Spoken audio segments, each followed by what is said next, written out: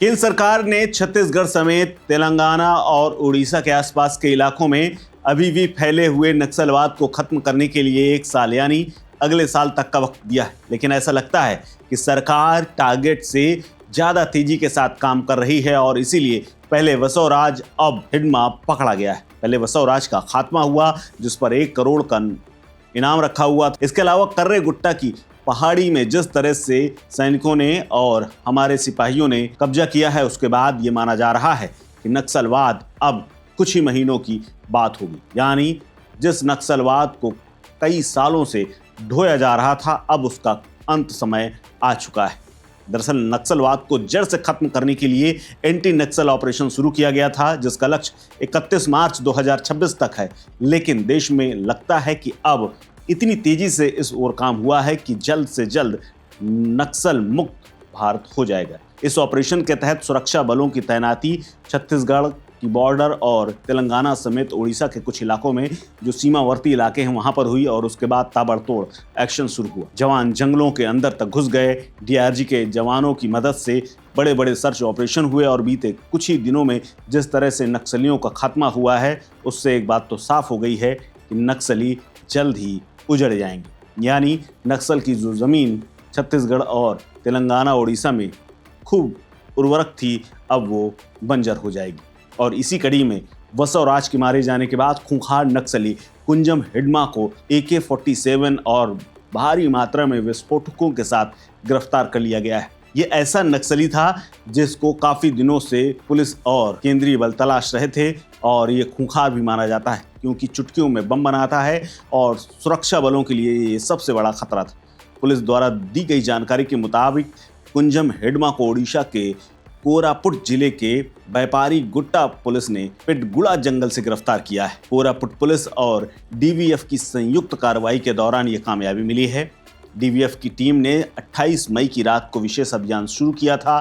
सुबह टीम ने पहाड़ी पर नक्सलियों को घेर लिया था और उसके बाद कार्रवाई शुरू हुई। जानकारी के मुताबिक जैसे ही टीम ने नक्सलियों को घेरने के लिए आगे बढ़ना शुरू किया, उन्होंने डीवीएफ टीम पर गोलीबारी शुरू कर दी और जंगल में भाग गए। गोलीबारी के जवाब में टीम ने नियंत्रित गोलीबारी की और तलाशी के दौरान माओवादी कैडर के पास की झाड़ियों में छिपने की कोशिश करते हुए एक नक्सली को पकड़ गया। वहीं अन्य भागने में फरार हो गए और जब इसकी शिनाख्त हुई तो हिडमा के रूप में हुई, जिसके बाद टीम की बाशें खिल गईं और सबसे बड़ी खबर उन्होंने अपने मुख्यालय को दी। दरअसल वीएफ टीम ने एक कट्टर माओवादी को गिरफ्तार किया है जिसकी तलाश और इसकी पहचान कुंजमा हिडमा के नाम से हुई है। कुंजम हिडमा उर्फ मोहन, जिसका पद ACM यानी एरिया कमेटी सदस्य था और पिता का नाम कुंजम लकमा था। इसका गांव जनगुड़ा है जो कि बीजापुर जिले में पड़ता है। ये मूल रूप से छत्तीसगढ़ का रहने वाला है। नक्सली हिडमा के पास से AK-47, गोला बारूद, 35 राउंड गोलियां, इलेक्ट्रिक डेटोनेटर 27 मिले हैं, नॉन इलेक्ट्रिक डेटोनेटर 90 मिले हैं, 2 किलो गन पाउडर मिला है, 2 स्टील कंटेनर मिले हैं, 1 रेडियो मिला है, 1 ईयरफोन मिला है और मोटोरोला का वॉकी टॉकी भी मिला है। इसके अलावा 10 बैटरियां, 2 चाकू, 1 कुटरी जिसे छोटी कुल्हाड़ी कहा जाता है, टार्च और तमाम चीज़ें इसके पास से मिली हुई हैं। लेकिन ये अपने आप में बड़ी कामयाबी है। इससे पहले आपको बता दें कि 21 मई को छत्तीसगढ़ के नारायणपुर जिले के अबूझमाड़ इलाके में मुठभेड़ हुई थी, जिसमें माना जा रहा था कि अब तक का सबसे बड़ी मुठभेड़ है और इसमें नक्सल मूवमेंट की कमर टूट गई थी क्योंकि इसमें वसोराज मारा गया था। इस ऑपरेशन में 27 नक्सली ढेर हुए थे और संगठन महासचिव वसोराज को मारने में सैनिकों को कामयाबी मिली थी।